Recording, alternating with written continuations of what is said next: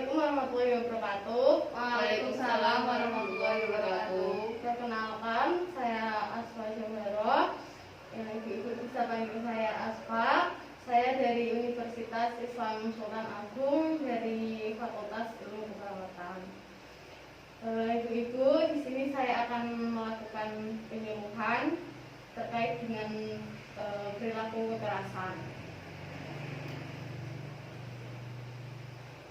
Dan ini nanti saya akan membagikan leaflet untuk ibu-ibu pahami apa itu perilaku kekerasan, dan sebelumnya nanti saya akan menjelaskan tentang apa itu perilaku kekerasan, dan ini saya akan membagikan leafletnya.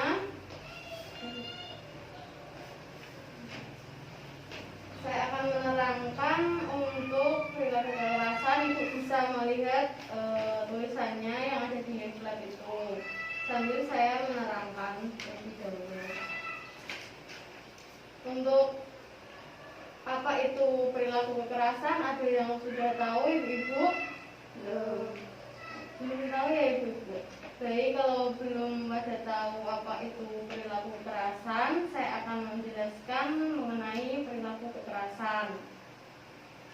Dan sebelumnya saya minta waktunya ibu sebentar, kurang lebih 30 menit untuk menjelaskan mengenai perilaku kekerasan. Itu ya ibu. Pertama yaitu peran keluarga dalam merawat pasien dengan perilaku kekerasan. Dan perilaku kekerasan itu sendiri merupakan perilaku individu yang dapat membahayakan orang, diri sendiri, baik secara fisik, emosional, dan seksualitas. Adapun penyebab dari perilaku kekerasan yaitu ada dari gangguan psikologis, perilaku, sosial budaya, dan faktor presipitasi. Dan untuk tanda dan gejala perilaku kekerasan, yang pertama itu ada fisik, muka marah, tegang, mata melotot, pandangan tajam, dan tangan mengepal. Dan yang kedua ada lisan, itu ada berbicara kasar, suara nada tinggi, membentak atau berteriak, mengancam secara verbal atau fisik, mengumpat dengan kata-kata kotor atau suara keras atau suara ketus begitu. Yang ketiga yaitu ada perilaku itu sendiri bisa melempar atau memukul benda kepada orang lain, dan sehingga bisa menyerang orang lain, melukai diri sendiri, atau merusak lingkungan yang ada di sekitar. Untuk perilaku sendiri itu bisa melempar atau memukul benda ke orang lain, menyerang orang lain, bisa juga melukai diri sendiri atau merusak lingkungan. Yang emosi itu ada rasa terganggu, dendam dan jengkel, tidak berdaya, bermusuhan atau ngamuk. Yang selanjutnya ada spiritual. Spiritual itu merasa dirinya berkuasa, merasa dirinya benar. Terus sosial yaitu menarik diri, pengasingan, penolakan, kekerasan, ejekan ataupun sindiran.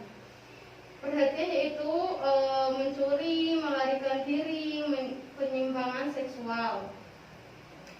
Terus ada akibat dari perilaku kekerasan yaitu berbahaya bagi dirinya sendiri, berbahaya bagi orang lain ataupun lingkungannya, seperti menyerang orang lain, memecahkan perabot, membakar rumah, dan merusak yang ada di lingkungan sekitar. Adapun hal-hal yang dapat melakukan keluarga dengan pasien perilaku kekerasan, yang pertama ada mengadakan kegiatan bermanfaat yang dapat menampung potensi dan minat bakat anggota keluarga yang mengalami resiko perilaku kekerasan, sehingga mengharapkan dapat meminimalisir kejadian perilaku kekerasan. Untuk yang selanjutnya ada bekerjasama dengan pihak badan konseling, bisa di RT atau RW, dalam membantu menyelesaikan konflik yang terjadi pada tindakan kekerasan. Terus ada mengadakan kontrol khusus dengan perawat. Peran perawat dalam penanganan perilaku kekerasan itu yang pertama ada mencegah terjadinya perilaku. Pertama ada menjalin komunikasi yang harmonis dan efektif antar anggota keluarga. Yang kedua ada saling memberi dukungan secara moral apabila ada keluarga yang berada dalam kesulitan.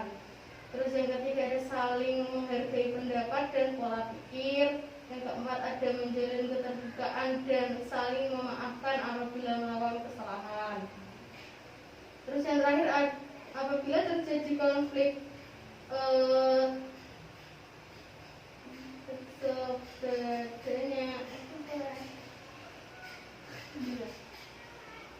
apabila terjadi konflik sebaiknya keluarga memberi kesempatan pada anggota keluarga untuk mengungkapkan perasaannya. Terus ada mengontrol perilaku kekerasan dengan mengajukan klien. Yang pertama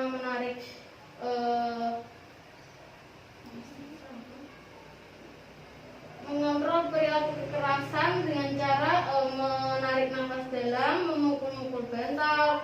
Bila ada sesuatu yang tidak disukai, ajukan klien mengucapkan apa yang tidak disukai.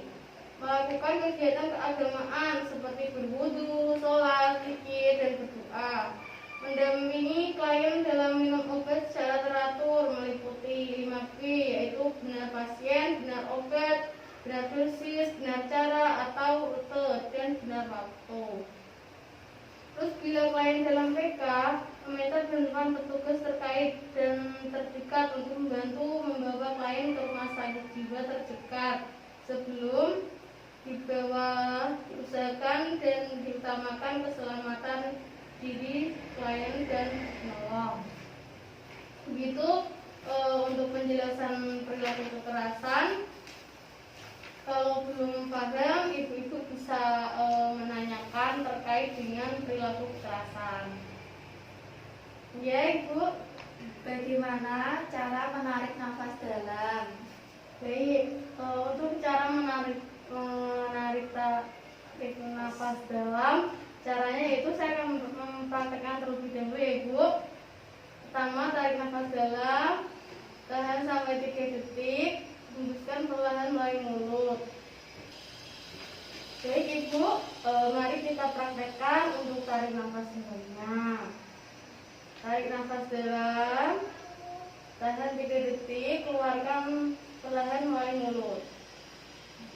Baik, coba ibu-ibu praktekkan tarik nafas dalamnya. Apakah ibu bisa mempraktekannya sendiri nanti? Bisa. Apakah ada yang ingin ditanyakan lagi, Bu? Ada. Ya. Terus tujuannya tarik nafas dalam itu apa? Baik, untuk tujuan tarik nafas dalam sendiri ya Ibu, itu bisa membuat merelaksasikan pikiran sehingga klien bisa mengontrol emosinya. Kalau klien sedang emosi, bisa mempraktekkan tarik nafas dalam agar pasien itu merasa lebih lega dan lebih tenang. Begitu Bu. Sudah paham Bu? Baik. Baik Ibu, apakah ada pertanyaan lagi? Ada Bu. Ya. Apa saja kegiatan spiritual? Baik, untuk kegiatan spiritual itu sendiri kita bisa menyuruhnya untuk sholat, berzikir, untuk berdoa ataupun mengaji. Itu untuk kegiatan spiritualnya sendiri. Itu Ibu, apakah ada yang ingin ditanyakan terkait dengan perilaku kekerasan? Tidak. Ibu sudah paham ya Ibu? Baik, kalau begitu karena saya melakukan penyuluhannya sudah selesai, saya sudah menjelaskan terkait perilaku kekerasan. Apabila nanti Ibu lupa ataupun ingin membaca tentang perilaku kekerasan, Ibu bisa membacanya di leaflet itu ya Ibu. Silakan dibawa pulang untuk dibaca kalau ada waktu. Begitu Ibu. Karena saya melakukan penyuluhan sudah selesai, saya izin pamit. Terima kasih sudah luangkan waktunya untuk mendengarkan saya ceramah. Begitu Ibu, karena sudah selesai, saya mohon izin pamit. Assalamualaikum warahmatullahi wabarakatuh. Waalaikumsalam warahmatullahi wabarakatuh.